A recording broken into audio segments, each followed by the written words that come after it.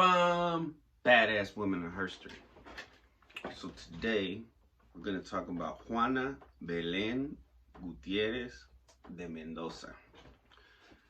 She was born January 27th, 1875.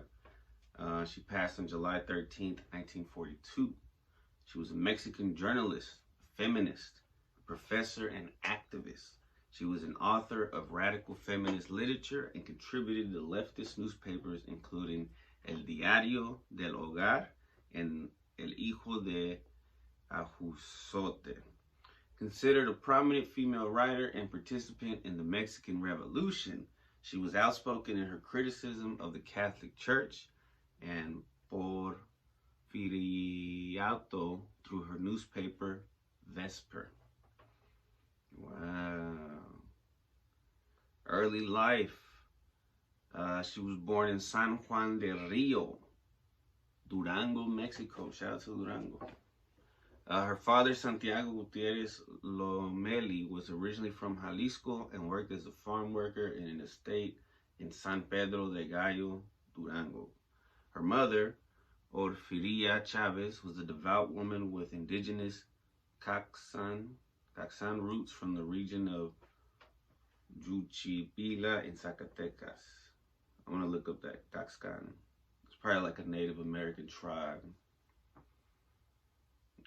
Our ethnic group are indigenous to western and north central Mexico, particularly the regions corresponding to modern-day Zacatecas, southern Durango, Jalisco, Colima, Aguascalientes. Okay, I went too far on it. Yeah, so it was an indigenous tribe. So her mother had those roots. Although not much is known about her parents besides those big facts. It is theorized that her father was a Protestant, which allowed Juana to grow up without adhering to traditional gender roles and stereotypes of the time. Juana and her sister were allowed to attend their local school after a teacher, Don Felipe, convinced her parents. In 1888 or 89, the family moved to the capital of Durango to work in the estate of an elite Lopez Negrete family. Following her father's sudden death, Juana worked as a servant in Durango.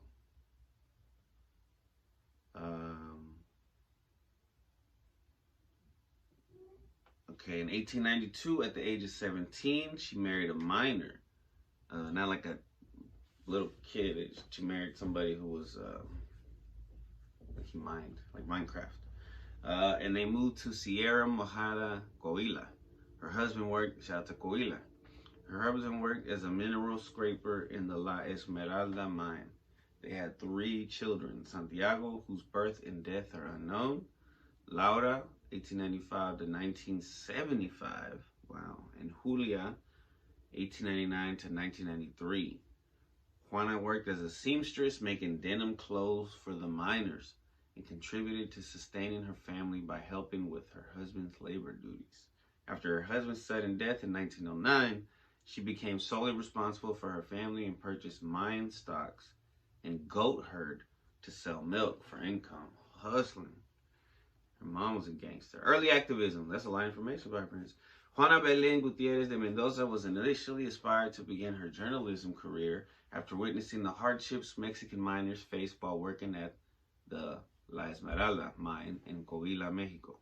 As a result of the poor working conditions, she would go on to utilize 3 prominent Mexican opposition newspapers, Chinaco, Diario del Hogar, and Hijo de Ajuzote, in order to publish a series of anonymous articles criticizing the company that operated the mine. This activism would not go unchallenged, as infuriated by the criticisms levied against them. The mining company uncovered Gutierrez de Mendoza's identity and imprisoned her in Minas Nuevas, Chihuahua. Despite this development, Gutierrez de Mendoza was widely admired by the miners and citizens of the area, of which approximately 20 would go on to sign a petition asking for her release. Her stay at Minas Nuevas would not be her only stint in jail, however. It was this first imprisonment that catalyzed her radicalization, as it solidified her opposition to the Mexican government.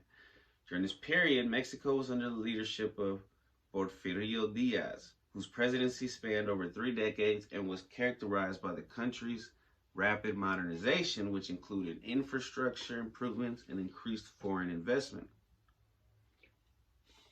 Instead of turning the can, I just went.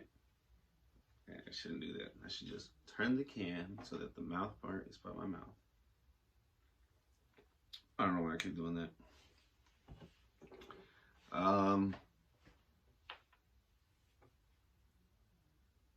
Concurrently, this tenure was marked by challenges to political freedoms and increasing economic disparities among the population. In May 1901, she founded an anti-Diaz newspaper called Vesper. She attacked the clergy in Guanajuato and wrote against foreign domination in Mexico. She also wrote against the Diaz regime and criticized Diaz for not carrying out the requests and needs of the people. As a result, her newspaper was confiscated, and she was also put in jail several times by Diaz between 1904 and 1920. Excuse me. She established a newspaper called El Desmonte that lasted from 1900 to 1919. Not bad. It continued her writings. She encouraged workers and peasants to vote, as she wrote, not to integrate power, but to disintegrate it, as a means of forming not a new oligarchy, but of transforming the oligarchies into truly public administrations. She argued that the Mexican population could not count on the leadership of political parties, given that they wanted to obtain office in order to protect their own interests. To propagate liberation ideology throughout Mexico, Juana Belen Gutierrez de Mendoza translated the works of Peter Kropotkin, Mikhail Bakunin, and Pierre Joseph Proudhon to Spanish. I gotta look up what these authors wrote. Oh shit, I don't even have to click on it. It just shows me. So cool. So Peter was a Russian anarchist and geographer known as prominent of anarchist communism. Mikhail was a Russian revolutionary anarchist. He is among the most influential figures of anarchism and a major figure in the revolutionary socialist, social anarchist, and collectivist anarchist traditions. So they're just ready for revolution. Pierre was a French socialist, politician, philosopher, and economist who founded mutualist philosophy and is favored by many as the father of anarchism. He was the first person to declare himself an anarchist, using the term, and is widely regarded, blah, blah, blah. Wow. So she translated those and passed them out. Boom. Activism during the revolution. During the revolution, that probably definitely helped start. Excuse me. During the revolution on March 16th, 1911, announced the suspension of individual rights. Meanwhile, in Mexico City, a group of urban intellectuals, including Juana Belen Gutierrez de Mendoza, Dolores Jimenez, which we've talked about before, and Muro, Santiago, let me look up. Damn it, So, just a little flashback. Dolores Jimenez was a Mexican school teacher and revolutionary, a native of Aguascalientes. She rose to prominence during the Mexican Revolution as a socialist activist and reformer, and as a supporter and associate of Zapata. Let's go back and check that out. Santiago Orozco, Camilo Arriaga, Gildardo Magaña, and Jose Vasconcelos planned a rebellion against the military in support of Francisco E. Madero. Madero was a hopeful presidential candidate that was to take over Porfirio's presidency post-revolution. The collective group had originally planned El Complot in the team of Tacubaya in San Diego. Involving both civilians and military personnel, the news of the plan began to spread quickly throughout the town, leading for the plan to be eventually found out by the government officials on March 27, 1911. After the main leaders of the planned rebellion were uncovered, they were taken directly to prison. This included Juana Belen and the rest of the aforementioned group.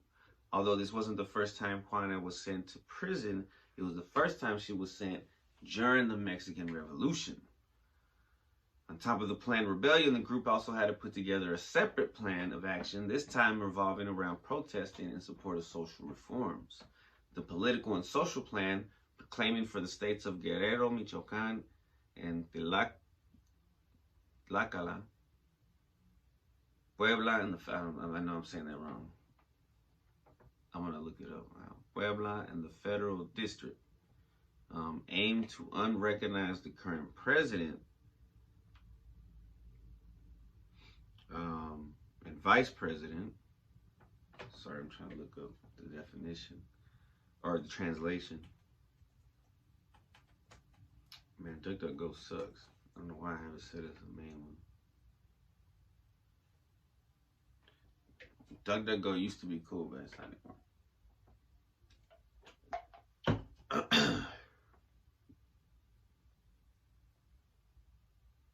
Oh, I said translation. I should put pronunciation. That's on me. Hey, that's on me, DuckDuckGo. I'm a DuckDuckGo. So they give you Google just has its own thing. Man, let's see. Let me go to Google. Search with Google. Yes. This is not sponsored by Google, but Google, if you want to sponsor me, you know, I use you all the time. I'm sure you use me too. What am I looking at? Tlaxcala pronunciation. I sound the pronunciation out because that's tough. Come on, man. I need something to just tell me. All right, fuck it. Come on. This one. I want to know. Tlaxcala. Tlaxcala. I'm sorry about the low. I got a brain in my skull. Never been dull. Under a bridge like a troll. Tlaxcala. Tlaxcala. Tlaxcala. Tlaxcala. Tlaxcala. Fifth. What wasn't Chief telling me about the Tlaxcala office? Tlaxcala. Man, Chief. What wasn't Chief? Oh, fifth. I was getting a fifth from Chief. To smoke at the Tlaxcala. Puebla and the federal district aimed to unrecognize the current president and vice president, expressed the wish of support for Madero by the cabinet.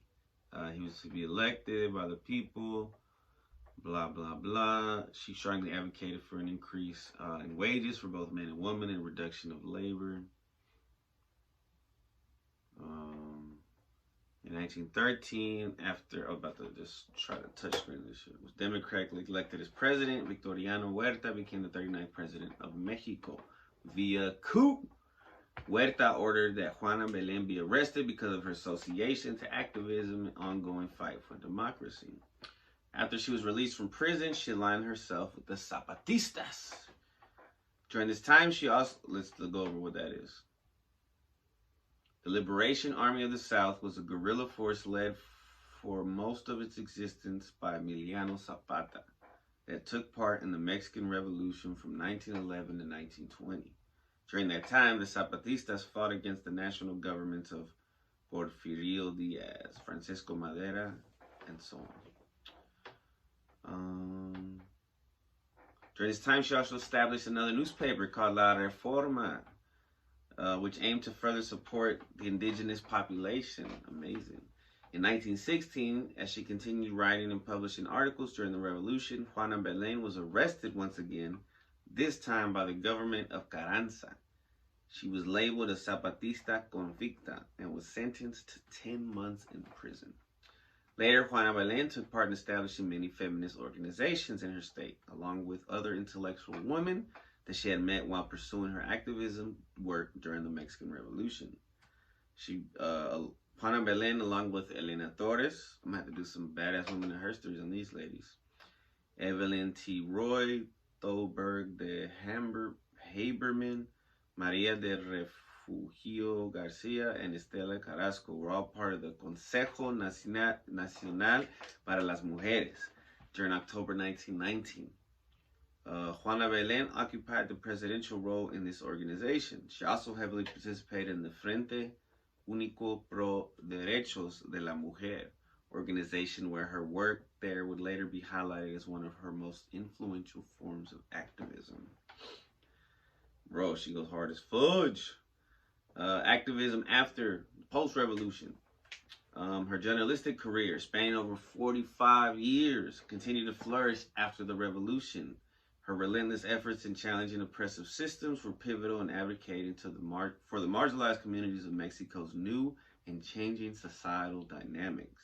This post-war period saw the government's renewed interest in recognizing and valuing its indigenous roots.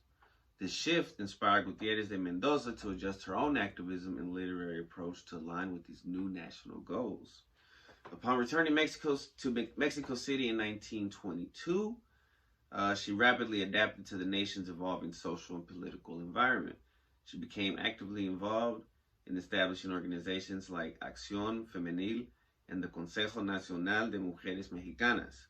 Her contributions to these organizations highlight her dedication to feminist causes and her desire for progression towards gender equality. Gutierrez de Mendoza also found herself supporting the government's efforts to reconnect with indigenous traditions, as she participated in the Maestra Rural movement. This initiative aimed to integrate the many local indigenous communities into Mexico's new emerging national identity and economic framework. Her work in the Jalisco and Zacatecas regions, home to the Caxcan Indians, were particularly noteworthy, resulting in her being named an inspector of rural schools in 1923. However, despite her success in the program, Gutierrez de Mendoza's journey as a rural teacher was not wholly positive. As time went on, she became increasingly critical of the program's policies, voicing concerns about its detrimental effects on indigenous communities and the potential risk of cultural erasure. Driven by her deep frustration with the government's colonization efforts through its educational system, driven by her deep frustration with the government's colonization efforts through its education system, about its detrimental effects on indigenous communities and the potential risk of cultural erasure. Sorry, I reread the wrong thing really slowly. Sorry.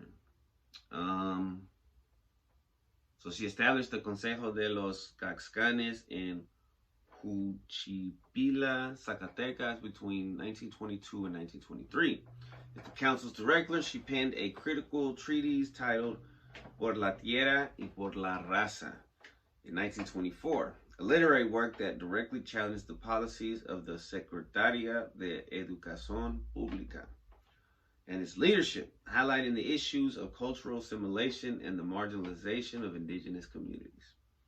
In the 1930s, her activism centered on women's education and societal roles, emphasizing motherhood and the identity of the indigenous population in Mexico. As a writer, she produced significant works during this period, including Preliminares de Combate in February 1935, Camisas de Colores in March 35, and La República Femenina in 1936, which critiqued government policies and military practices, promoting a concept of maternal feminism. She also served as the director of the Escuela Industrial Femenina. Josefa Ortiz de Dominguez from 1937 to 40, demonstrating her dedication to her educational and feminist ideals. Despite facing obstacles, including being dismissed from her directorial position, she persisted in writing and publishing efforts. Her strong belief in the indigenous population as the cornerstone of the Mexican nation and her adherence to these values throughout her career marked her as a significant mestiza rhetorician in Mexican history. Amazing. Cheers. All right, her writings, and we'll wrap up. Juana Belen Gutierrez de Mendoza's first articles found on the treatment of minors. She published articles anonymously in several Mexican newspapers like El Diario de Hogar, Hilo de Abusato, and Chinaco. We talked about this. After authorities discovered, she was arrested. After her release, she sold her goat herd and acquired a printing press in the city, which she began her own paper, Vesper, Justicia y Libertad, in 1901. The first articles published in Vesper were anti-government.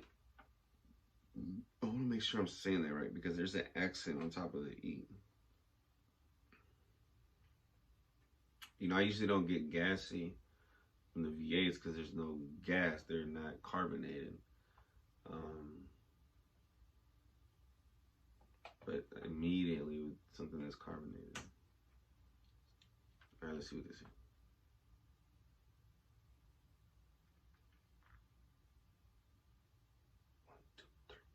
Vesper.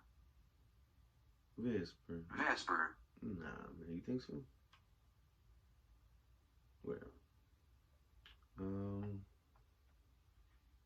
they were anti-government and against the beliefs of the Catholic Church. Vesper was valuable for people to gain information as well as a resource for public opinion. One of the key goals of Vesper was to enlighten the public on the issues regarding Porfirio Diaz. The content of the articles was shocking for government officials to read, especially since it was written by a woman, a badass woman of her strength. Women would usually write articles regarding lifestyle, reproduction, recipes, or advice. Vesper was seen as a Mexican liberalist and anarchist communist newspaper. Vesper was shut down around 40 times by the American government, which forced Gutierrez de Mendoza to print in multiple locations like Guanajuato, Mexico City, and San Antonio, Texas. Shout out to San Antonio.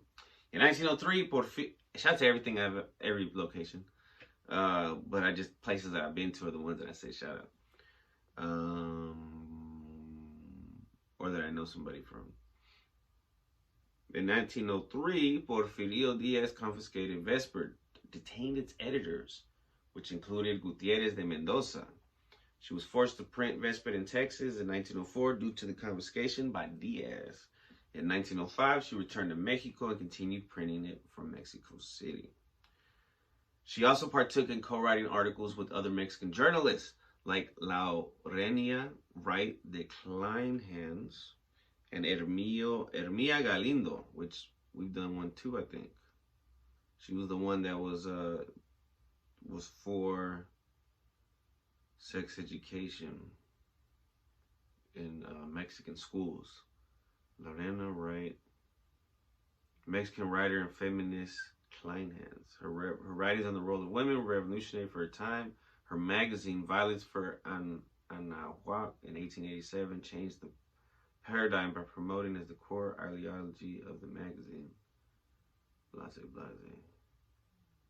I want to see. The feminine ideal of a cultured, educated wife and mother. The publication promoted female education and insisted that the intellectual equality between men and women was the means of emancipation. She was one of the first feminist theorists in Mexico, asking women to question their role. Man, that's a preview. Lorena Wright de Kleinhans. Of course she married who's she married? Okay, let's go back. Let's wrap up. They would co-write articles for Las Hijas de Anahuac. These articles were focused on women, giving women space in creating a national identity.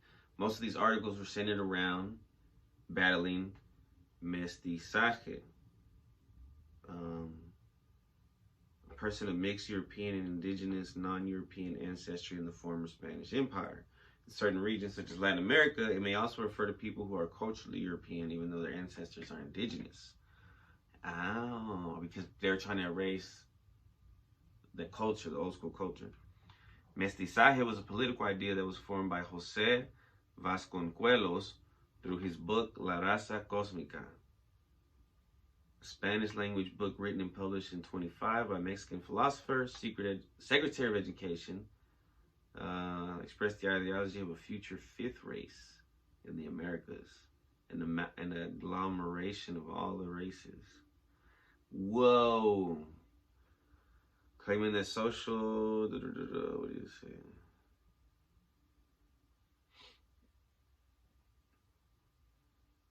He said, claiming that socialist, Darwinist, and racialist ideologies are only created to validate, explain, and justify ethnic superiority and to repress others. Vasconcelos attempts to refute these theories and goes on to recognize his words as being an ideological effort to improve the cultural morale of a depressed race by offering his optimistic theory of the future development of a cosmic race. Boom! That's dope as fuck.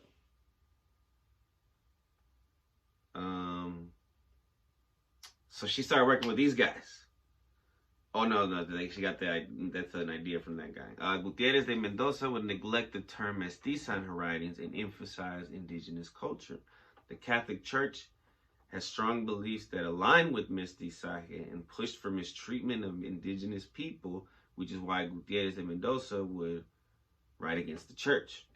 Gutierrez de Mendoza would use memories that she had of the mistreatment indigenous slaves and minors to form her tone throughout her articles. This caused her articles to have a confrontational and revolutionary effect.